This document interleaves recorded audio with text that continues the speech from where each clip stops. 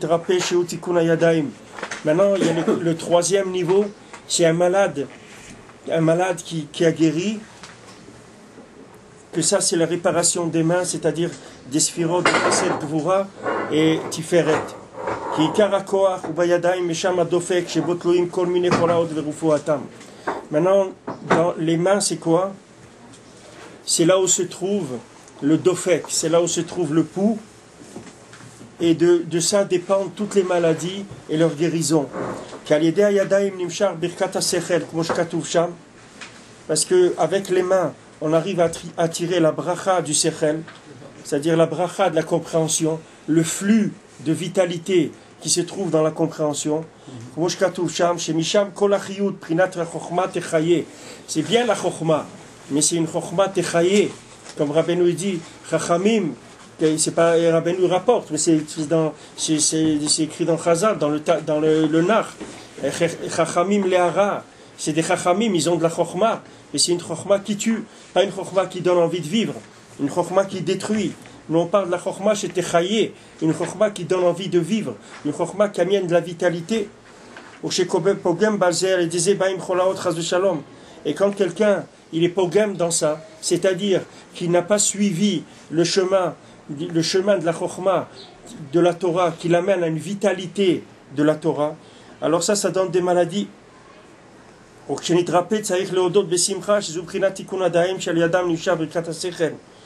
maintenant, quand quelqu'un il est sorti de ça, c'est-à-dire quand quelqu'un il arrive à ressentir de la vitalité des mitzvot, ça veut dire qu'il est au troisième niveau. La première, c'est qu'il est sorti du désert, c'est-à-dire qu'il ne connaissait pas les mitzvot. La deuxième, c'est qu'il a commencé à faire les mitzvot. La troisième, c'est qu'il commence à ressentir de la joie, de la vitalité quand il fait les mitzvot. Ça, c'est déjà le troisième niveau. Et toutes les maladies, elles viennent de ça. Rabbi Nathan ici, peut-être qu'après il va rentrer plus. Je ne sais pas, je n'ai pas lu la halakha. Je n'ai pas étudié ce qu'il y a après. Mais en tout cas, ce qui est sûr, c'est que c'est le point le plus important qu'il y a. C'est ce troisième point-là. Parce que toutes les maladies, elles viennent de là. Les maladies, elles viennent du fait qu'il y a un point, je répète, parce que tout ça on l'a déjà dit jeudi soir. Mais c'est tellement important par rapport au Tikkun HaKlali, c'est tellement important de savoir ça, que Rabbeinu, ce qu'il a révélé dans le monde, le Tikkun HaKlali, c'est la plus grande révélation qu'il n'y ait jamais eu dans tous les temps. Et seulement on n'est pas conscient, on est tellement en matière, on ne ressent pas les choses. Mais le Tikkun HaKlali, c'est la plus grande chose qui ait jamais été révélée dans le monde. C'est la plus grande refoua qui existe au monde. Ça répare tout. C'est pour ça que Rabbeinu l'appelait Tikkun HaKlali. Parce que c'est les 10 sortes de joie qu'il y a dans le Teilim. C'est le secret de la joie. Rabbeinu l'a révélé dans le monde. Il y a 10 angles de joie qui vont alimenter les 10 poux qu'il y a dans le corps. Dans le corps, il y a 10 poux, 10 centres de vitalité. Ces 10 centres de vitalité, comment ils existent? Par la joie. Maintenant, si quelqu'un il s'assoit tranquillement, il fait le Tikkun HaKlali, ce Tikkun HaKlali, chacun des Mizmorim, il va aller alimenter un des poux qu'il y a dans le corps. Et cette personne-là, elle guérit si elle est malade, elle tombera jamais malade. Si jamais il fait le Tikkun HaKlali Bekavana, avec l'attachement au Tzadik et Bekavana et Besimcha, c'est un remède général. C'est pour ça que Rabbeinu l'appelait remède général. Parce que ça guérit tout, absolument tout. Parce que toute maladie, ça provient d'un manque de vitalité, ça provient de la tristesse. Toutes les maladies, elles proviennent de la tristesse. C'est-à-dire qu'il y a un endroit du corps qui ne reçoit pas la joie qu'il aurait dû recevoir. Du moment où il n'a pas reçu la joie, il commence à s'éteindre. Et si on envoie là-bas le mizmor, les 10 sortes de mizmorim, de Tehilim, il y a un mizmor. Maintenant, il faut rechercher, je ne sais pas, j'ai pensé ce matin, Bezrat Hashem, que je beaucoup donne Siata Dishmaya, j'ai pensé rechercher déjà les 10 endroits du pouls qu'il y a dans le corps. Moi, je connais 3, je ne connais pas tous. Je connais ici, les 2 mains et dans le cou. Mais je sais qu'il y a aussi quelque part dans les genoux, dans le front, il y a dans les pieds, dans les 2 pieds. Tu sais ou tu penses comme ça? Non, je pense, parce que là, on sent, on voit même pas très bouge. Non, moi je veux voir c'est-à-dire que c'est sûr que dans les trucs médicaux, c'est sûr qu'il y a les 10 points. C'est sûr qu'ils savent où c'est que c'est ces 10 points-là. Je suis que médecin, moi, c'est tout. Hein? Je suis que médecin. Non, je pense que c'est quelque chose qui existe. Il y en a 10, mais il y en a beaucoup plus que 10. Il suffit de mettre un doigt sur une artère pour ressentir le coup. Non, mais que vous sentez comme quand vous mettez ici. Quand vous mettez dans... Il y a 2, 4, 6, alors les mains. 8, Où? Dans les genoux. 10. Ou 10 en bas. Dans les pieds. La plante des pieds. Ah, dans les plis. Non, à côté, quand ils font un électrocardiogramme, là, ils prennent 4. Ah, d'accord. Maintenant, il y a une possibilité aussi de compter au niveau Oui, ça fait 12. Non, ici il dit qu'il y a 10.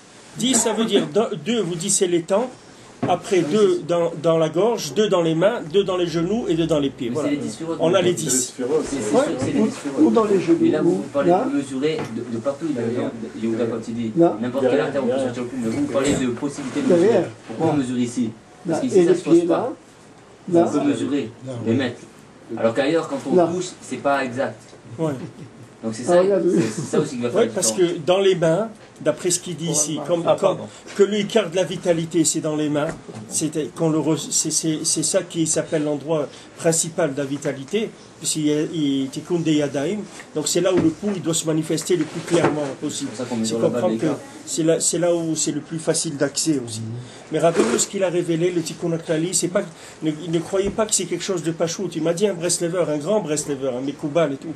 Il m'a dit si tu fais tikkun aklali, il m'a dit après 120 ans, tu verras que quelqu'un qui a fait dans sa vie, disons, 10 000 tikkun aklali, et il a fait 10 000 un tikkun aklali. Il a fait un tikkun aklali de plus que l'autre.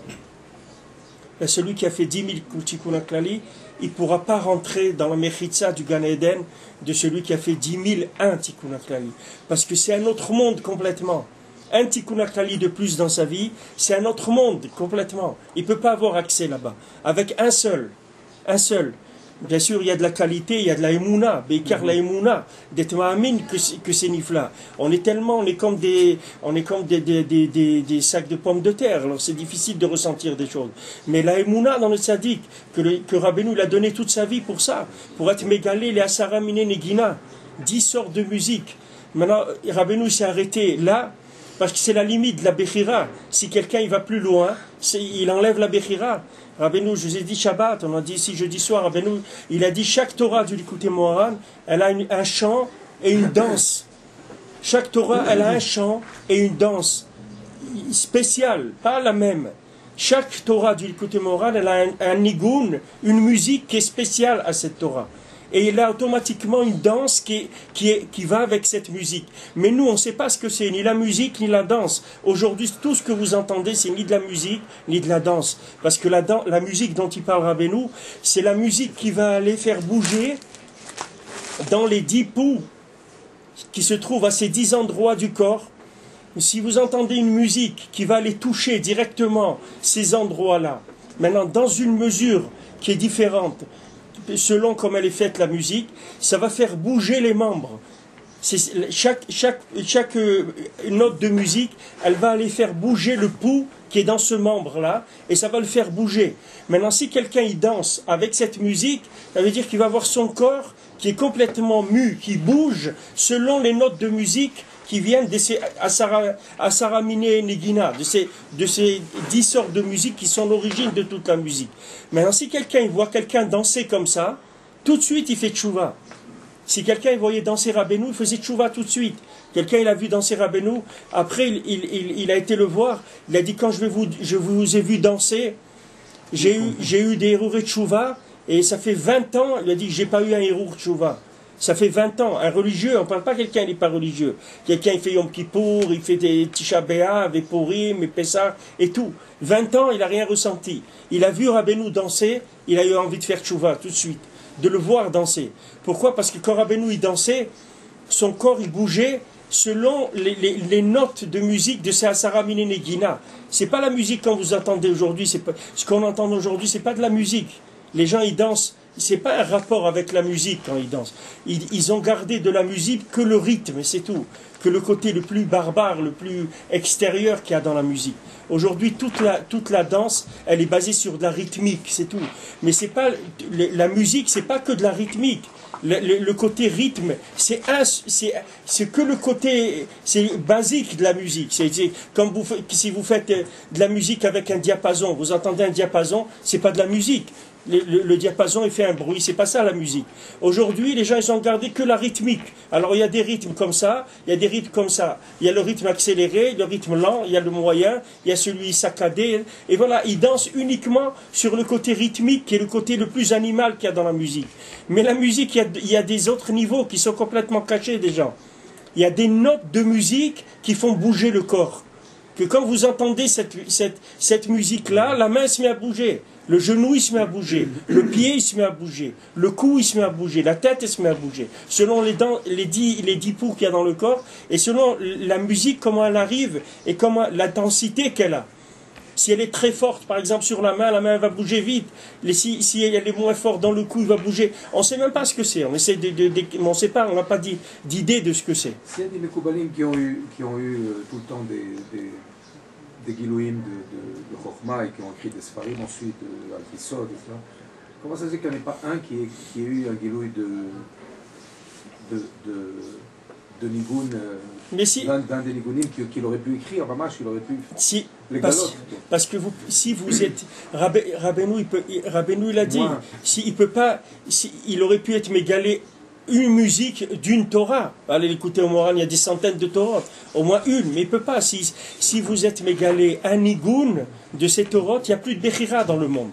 Même les animaux, ils font tchouva, c'est pas que les êtres humains. Les juifs, les goïms et les vaches, et tout, les plantes, tout s'inclut dans Hachem. S'ils entendent cette musique-là. S'ils entendent cette musique, ça y est, c'est fini. Toute la bria retourne dans Echad.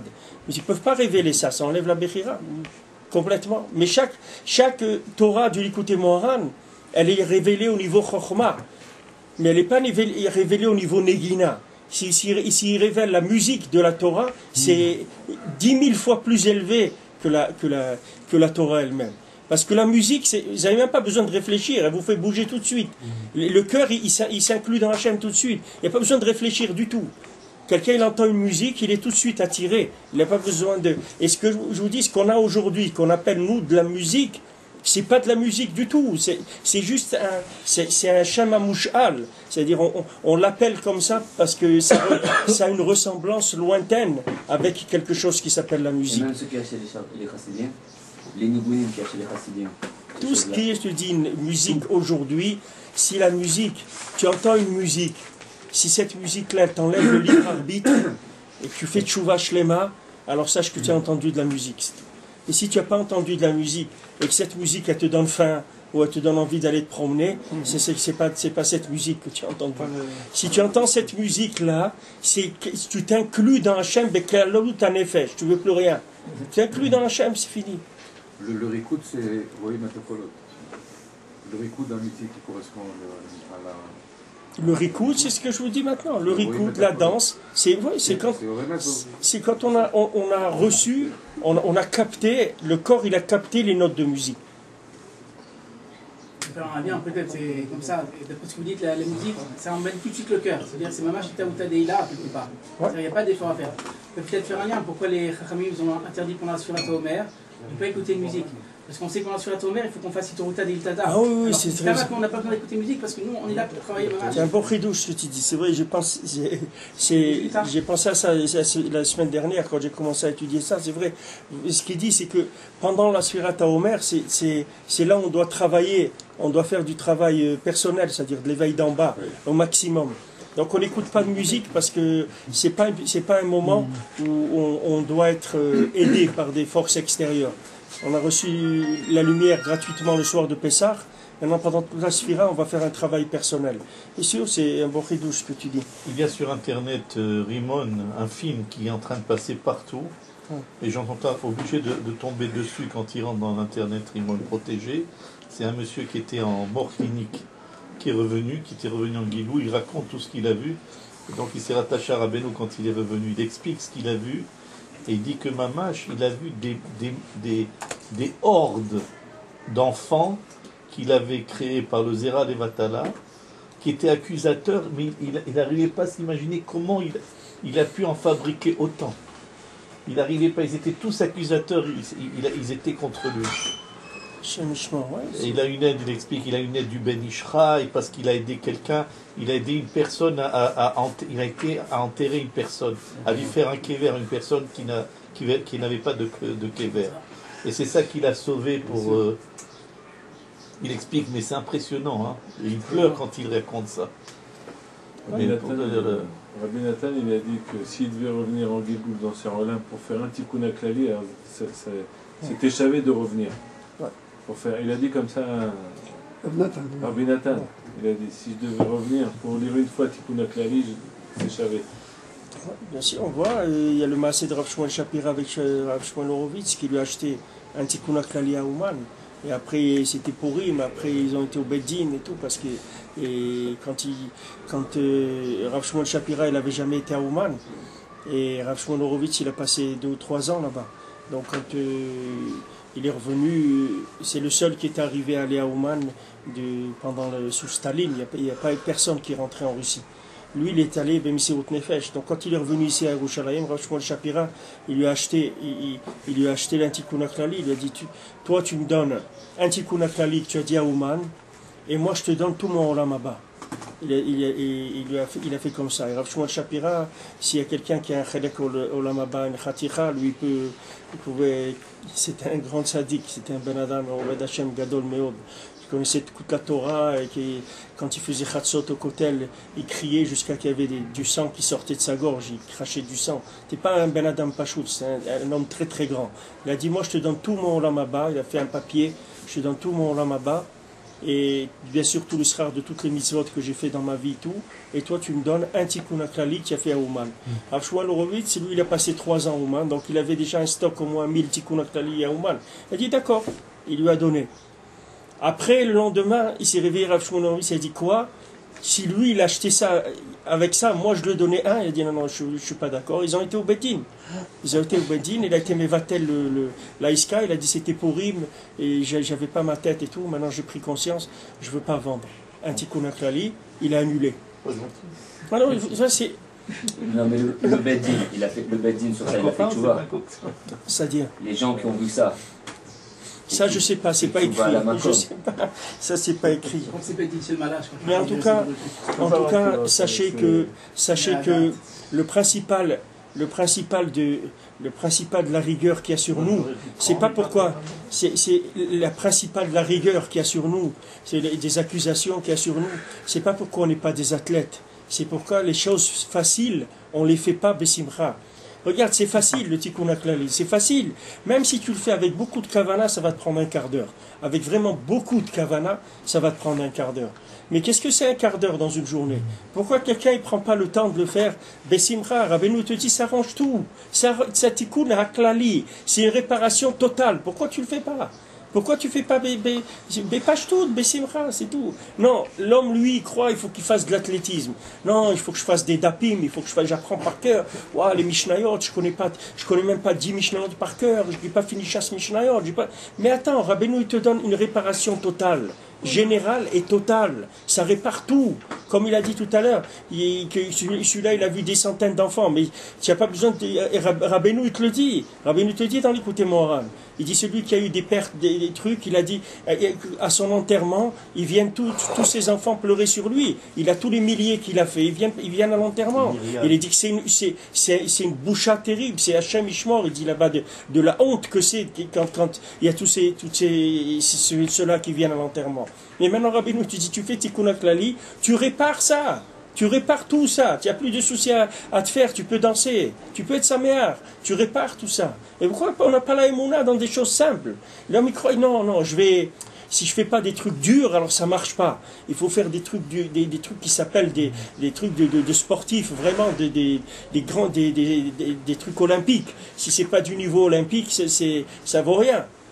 Non, c'est bête, parce qu'il y a un tzaddik que lui, c'était le plus fort de tout ce qui est olympique dans le monde, il l'a fait déjà. Et lui, maintenant, de tout ça, il t'a sorti le médicament de tout ce qu'il a cherché. Il t'a dit, regarde, prends ça et fais ça. Il m'a raconté Nachman Roussicher. Nachman Roussicher, c'est un descendant de Rabbeinu, c'est un descendant de Rabbi Shimon, du chamage de Rabbeinu. Et lui, il était au kotel. Il a passé, je ne sais pas combien, même maintenant il va un peu au kotel. Mais avant, il était mamage presque toute la journée au kotel, pendant des dizaines d'années. il a marié tous ses enfants, tout, il a acheté une maison à tous ses enfants, Blainara, il a une grande famille, rien qu'en étant au Kotel. Il n'a jamais bougé du Kotel. Jamais il a bougé du Kotel. Quand il était jeune, il travaillait, mais à partir de l'âge de 50 ans, il n'a plus travaillé. Il était au Kotel. Et quand il avait besoin, il a eu toujours des miracles, des gens qui lui emmenaient des enveloppes, 50 000 $, 100 000 $ au Kotel. Et sans demander à personne. Il ne demandait pas de l'argent. Il était assis, c'est tout. Et il avait des tikkun klali dans sa poche. Et il regardait les gens. Quand il voyait quelqu'un qui s'accrochait au mur un peu et tout, il allait lui donner un tikkun klali. Alors une fois, il y a quelqu'un qui vient au Kotel, c'est lui qui me l'a raconté. Il vient au Kotel avec ses enfants, et il lui dit Shalom Aleichem, et Rav Nachman et tout. Alors lui, il ne le connaissait pas, il dit, tu vois, tous ces enfants et tout ça c'est à toi. Il dit, comment ça? Il dit, il y a 10 ans, je suis venu au Kotel un jour, j'étais pas religieux, et tu es venu, tu m'as donné un tikkun klali. Quand j'ai lu l'Agdama, que la préface du tikkun klali, j'ai fait tchouva, je me suis marié, voilà mes enfants. Il dit, tout ça c'est toi. Tout ça c'est toi qui l'as fait. Voilà, lui il ne faisait rien, lui il avait quelques balles comme ça sur lui, une dizaine de cartouches de tikkun klali. Quand il voyait quelqu'un que ça vaut la peine, pas un stamp de jeter comme ça, mais quand il voit quelqu'un qui cherche quelque chose, il lui donne, il lui dit voilà, prends ça. C'est tout. C'est pas difficile, quelqu'un il doit avoir au moins un sur lui. Qui voit quelqu'un, tu lui donnes ça, c'est tout. Tu lui donnes ça, tu sais pas ce que tu as fait. Après tu laisses. Là il a eu le retour. Il a eu le retour de manivelle, mais c'est la plupart du temps le retour tu le vois pas. Tu le verras dans l'Olamaba. Ici tu vois pas ce que tu as fait. Mais la Emouna Pshuta, tu vois tout ce qu'il dit ici Rabbi Nathan, c'est uniquement le tikkun de la Simcha, c'est tout. Il te dit à chaque fois, il a été pogrom dans la Simcha. C'est pour ça qu'il est dans le désert, c'est parce qu'il n'a pas de simcha. Pourquoi il est en prison? Parce qu'il n'a pas de simcha. Pourquoi il est malade? C'est parce qu'il n'a pas de simcha.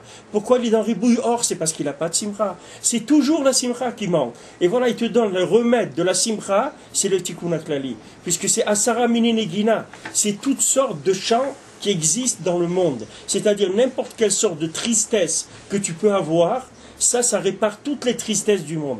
Qu'est-ce qu'il faut faire? Rien, tu le dis, c'est tout. Tu le prends, tu le dis. Alors les gens disent, mais c'est trop facile ça, c'est trop facile. Qu'est-ce que ça veut dire c'est trop facile? C'est pas trop facile. David Amelech, il a écrit tout le Teilim, Beruach HaKodesh. Maintenant il est venu Rabbeinu, il a sorti du Teilim ce que David Amelech, il n'a pas eu le droit de révéler. Et Rabbeinu l'a révélé, il a dit, regarde, de tout le Teilim, tu prends ces 10 mizmorim, et ça répare tout. Maintenant, si quelqu'un, comme Rabbeinu il dit, si tu veux faire tchouva, que tu crois que tu peux faire tchouva, Rabbeinu il dit, tu peux faire tout ce que tu veux toute ta vie, apprendre toute la Torah, jeûner, te rouler dans la neige, te rouler dans les fourmis, tout ce que tu veux, tu répareras pas une avéra que tu as fait dans ta vie. Avec tout ça, tu répareras pas une seule avéra que tu as fait dans ta vie. Parce que c'est très dur de réparer. C'est pas chaud de réparer. Mais Rabbeinu te donne quelque chose, qui est un produit très sophistiqué, très évolué. C'est quelque chose qui a coûté à beaucoup de tzadikim du Messirut Nefesh. Et que Rabbeinu l'est venu, il a donné toute sa vie, il a donné sa famille, tout pour révéler ça dans le monde.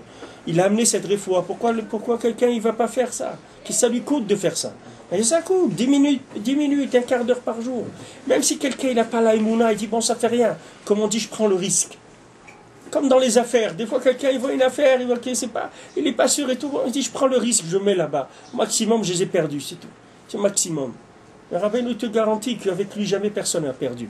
Si Rabbeinu te le dit, ça veut dire qu'il n'y a personne qui peut venir et dire moi j'ai écouté Rabbi Nachman, j'ai perdu. Ça n'existe pas.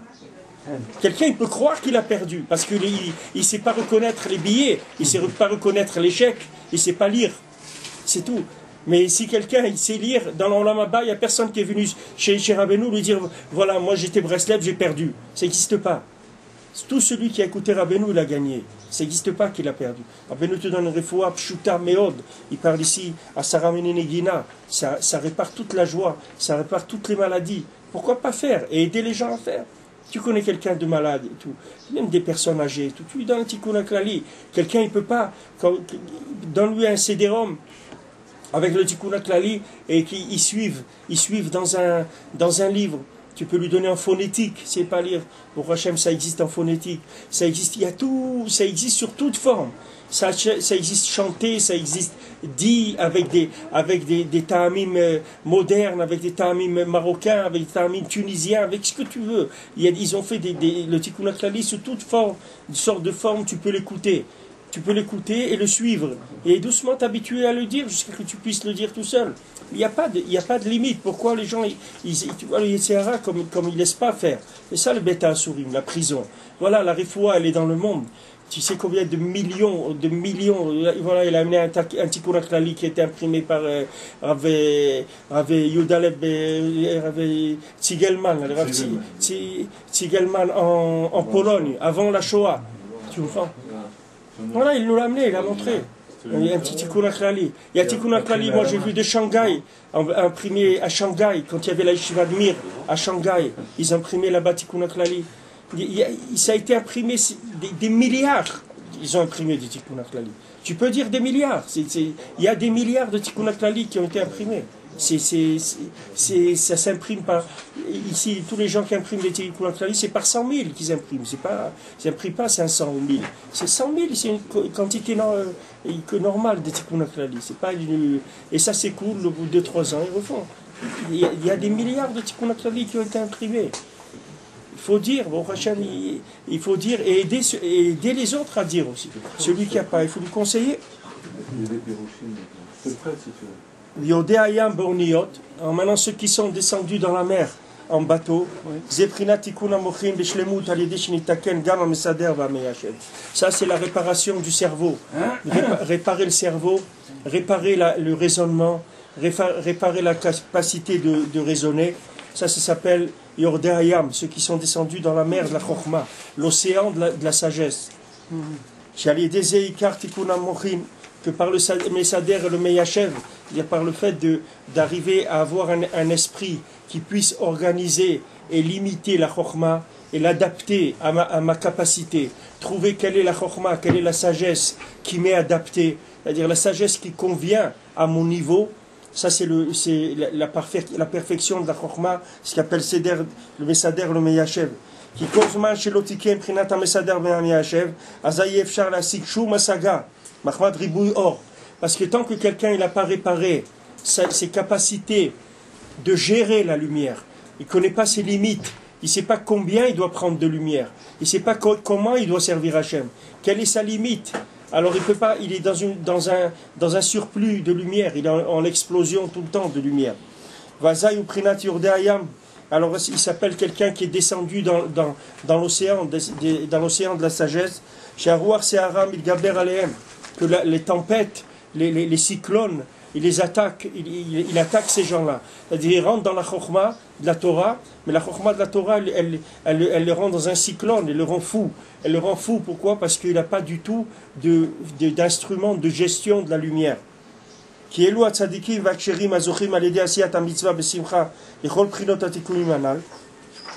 Parce que c'est tzadikim et c'est ksherim, ces gens qui sont kashers. Comme Rabbeinu l'a dit, un juif kasher à l'époque de Mashiach, ça sera comme le Baal Shem Tov à son époque. Il sera aussi grand que le Baal Shem Tov à son époque. Donc regardez le niveau que c'est aujourd'hui un juif kasher, c'est-à-dire quelqu'un qui suit le Shulchan Aruch, quelqu'un qui ment pas, quelqu'un qui mange kasher, quelqu'un qui vole pas, quelqu'un qui est kasher, qui s'appelle d'après la Torah un juif kasher. Il va être aussi grand que le Baal Shem Tov à son époque. Alors eux, ils font les tzadikim et ces kshérim, ils font les mitzvot de Simcha. Alors ils sont zochés de tous les tikkunim dont on a parlé. Tous les tikkunim dont on a parlé, c'est en faisant les mitzvot dans la joie. Jusqu'à que leur esprit, à ces gens-là, ils peuvent courir, aller vers la lumière infinie pour essayer de la comprendre. C'est des gens qui descendent dans l'univers, dans l'océan de la sagesse avec des bateaux. C'est des gens qui sont capables de travailler dans des eaux tumultueuses. Et des gens, ils descendent dans des eaux qui sont en mouvement, des eaux tumultueuses. Et là-bas, au Semelacha, ils travaillent là-bas. Tu le vois, il est avec des lumières extraordinaires. Et qu'est-ce qu'il fait? Il travaille, c'est tout. Tu le vois, il est là, il travaille. Et tu dis, mais comment il travaille? Il a une chokhma comme ça. Comment il fait? Comment pour travailler? Non, c'est ça la grandeur.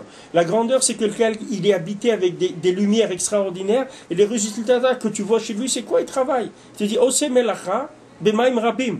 Il fait une melacha, c'est-à-dire c'est avodat Hashem, c'est melacha, c'est tout. Et bien il fait, tikkun klali, ça, tac, tac, il travaille, c'est tout. Tu ne vois pas qu'il est complètement illuminé comme ça, en train de, et qu'il n'a pas de rêver de Eliyahu Hanavi, ni rien, c'est un travailleur, c'est tout. Ose melacha, tu dis, Ose melacha b'maim rabim, dans des eaux tumultueuses, c'est-à-dire dans de la chokhma qui bouillonne comme ça de chokhma, là-bas il fait Ose melacha. Shem mimei da'at, c'est les eaux du da'at. Et rak hem roim veyodim, kama gdolim maaseh Hashem.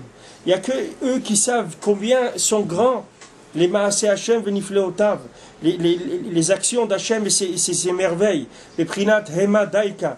Eux, précisément, ces tzadikim là, eux, ils savent qu'est-ce que c'est la grandeur d'Hachem.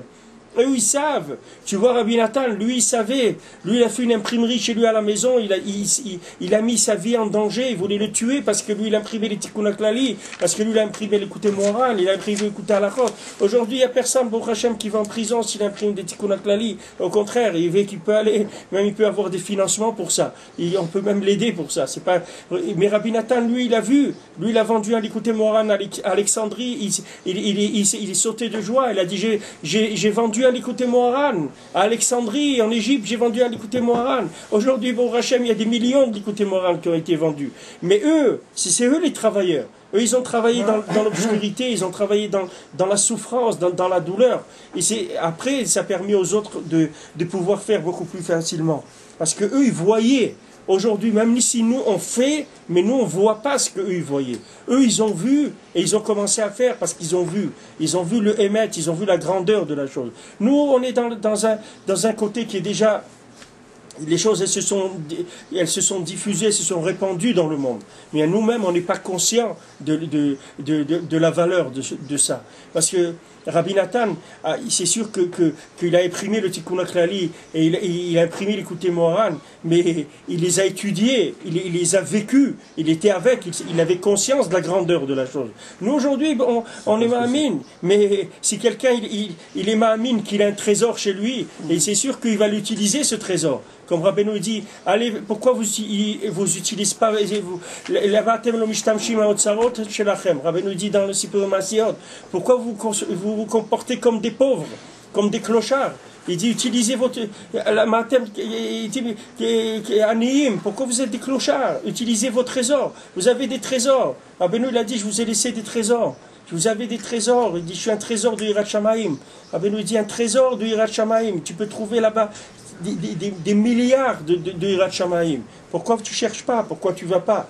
Bien sûr, c'est nifla de parler du tzaddik, de dire la grandeur du tzaddik. Mais quelqu'un qui est conscient, déjà lui-même, il va manger. Lui-même, il mange, il prend cette Torah, il cherche dans cette Torah. Alors c'est ça, Hema Daika. Eux, parce que eux, Raou Maaseh Hashem venifleotav. Eux, ils ont vu le Maaseh Hashem. Ils ont vu la grandeur et la merveille.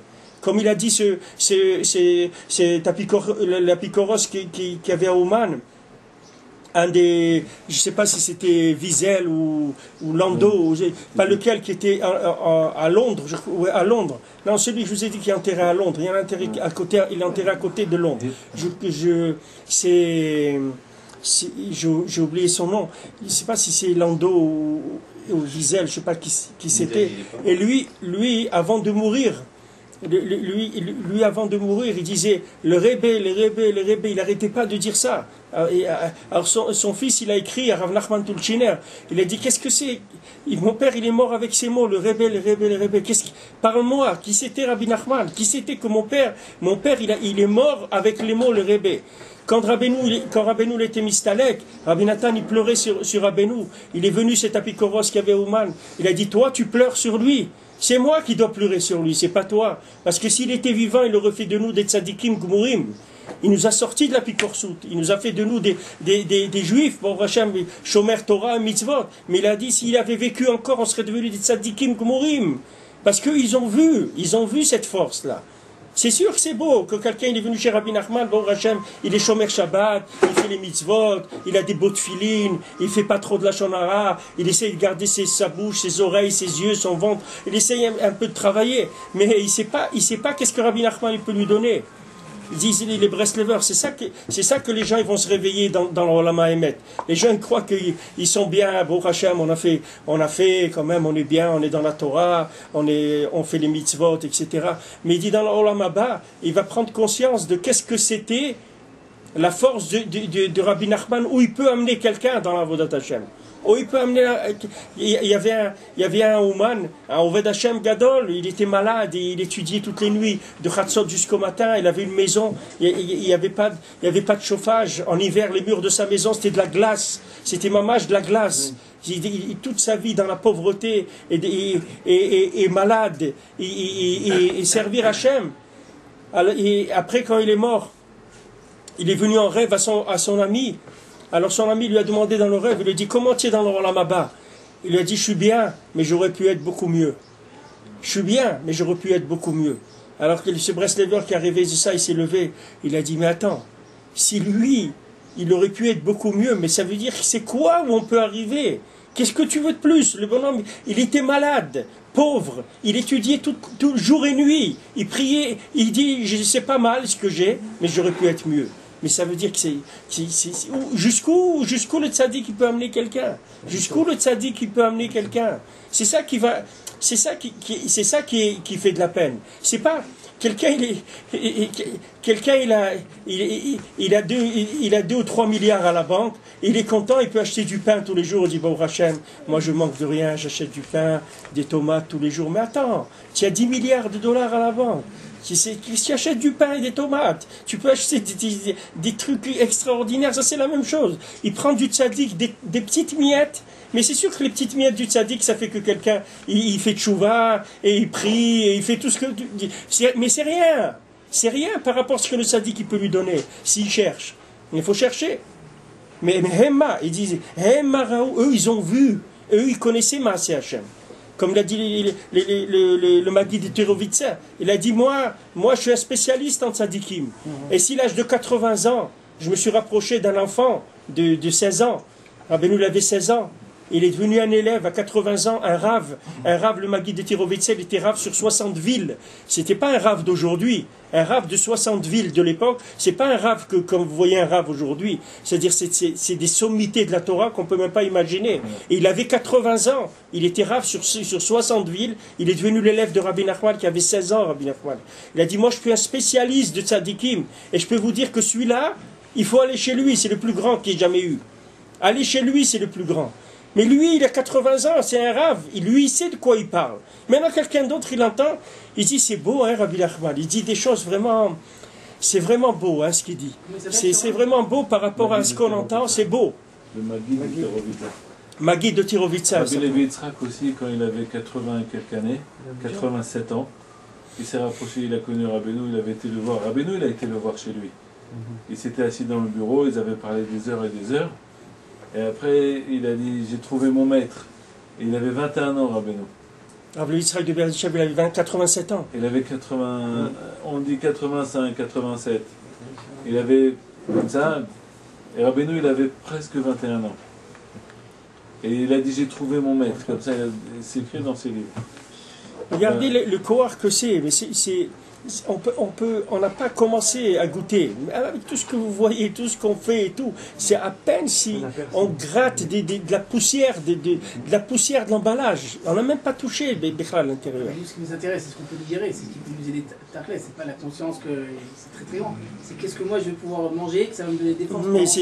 Mais c'est combien tu travailles, ce que tu peux manger. Ce qu'il te dit ici, Ose melacha, bemaim rabim. Travaille et tu vas recevoir. Travaille, cherche, tu vas trouver. Cherche combien tu es prêt à investir. Combien tu es à investir. Comme quelqu'un il a dit je donne à la tzedaka. Qu'est-ce que tu donnes toi? Il a dit moi je donne le double de ce que tu donnes. Dans ce que tu veux, moi je donne le double. Mais donne quelque chose. Fais quelque chose. Il va te donner 10 fois plus que ce que tu investis. Mais investis quelque chose. Maintenant si tu vois que tu es comme tu es, ça veut dire que tu investis pas, c'est tout, c'est pas difficile. Parce que le rapport, il est garanti. le rapport sur l'investissement, il est garanti. Donc si tu ouvres ton compte en banque et tu vois qu'il n'y a rien rentré, ça veut dire que tu n'as rien mis, c'est tout. Et si tu vois quelques centimes, voilà, ça veut dire que tu as mis quelques millièmes de centimes. Il y a pas de, le rapport, il est garanti, il te le garantit. Il te garantit une plus-value en exponentielle. Ça existe, ça n'a jamais existé des rapports comme ça. Mais investi. Ah, tu dis, ah oui, mais moi j'ai truc et tout, c'est investi, mais dedans. Mais des pieds, mais du cœur, mais de la tête, mais tout ce que tu as, mets-le dedans. Mais tout ce que tu as, mets-le dedans. Rabbeinu l'a dit, donnez-moi votre cœur. Donne le cœur, je te fais tout avec. Mais donne, donne. Elle dit, ouais, mais moi quand même, je fais beaucoup de choses. Et tout. Tu fais beaucoup de choses parce que tu ne sais pas du tout qu'est-ce que tu pourrais faire si tu goûtais ça. Si tu goûtais ça, tu verrais que tu arriverais à un autre niveau complètement. Et tant que tu vois qu'il y a encore des ta'avot et des choses, ça veut dire qu'il n'y a pas eu l'investissement à ton niveau. Chacun il a son niveau. Chacun il a son niveau d'investissement. C'est pas parce que tu vois quelqu'un qui fait des grandes choses, ne crois pas que quelqu'un qui fait des grandes choses, ça veut dire que lui il a travaillé plus qu'un autre. Il y a des gens ils ont travaillé très peu, mais ils sont plus avancés. Alors tu as l'impression qu'il a fait beaucoup. Mais ça, chacun en lui, il sait combien il met. Comme je vous ai dit, qui dit le Echal Bracha, il dit celui qui a été pogam dans le Brit. Il faut qu'il fasse Messirut Nefesh. On ne peut plus lui appliquer les tarifs en vigueur. Monsieur, tarif en vigueur, c'est en période normale. Aujourd'hui, c'est la canicule. L'eau, elle coûte 10 fois le prix. C'est comme ça. Il y a pénurie d'eau. Ça coûte cher maintenant. On ne peut rien faire. C'est comme ça. Et Echal Bracha, il dit, celui qui a été pogam dans le Brit, celui qui, il a eu des problèmes dans l'alliance, le tarif, il n'y a pas de tarif, c'est hors tarif. C'est quoi? Mais c'est votre nefesh. Il faut qu'il fasse don de soi. Il faut qu'il soit en dépassement permanent. Maintenant, Rabbeinu, il facilite tout ça. Je te donne, fais tikkun klali, fais des choses simples. Voilà, je te les donne, je t'ai facilité le tarif, je t'ai baissé, tous les prix, je te les ai baissés, je t'ai fait les soldes le maximum, moins que le prix coûtant. Mais achète. Si même ça, tu ne jettes pas, qu'est-ce qu'on fasse? On ne peut rien faire.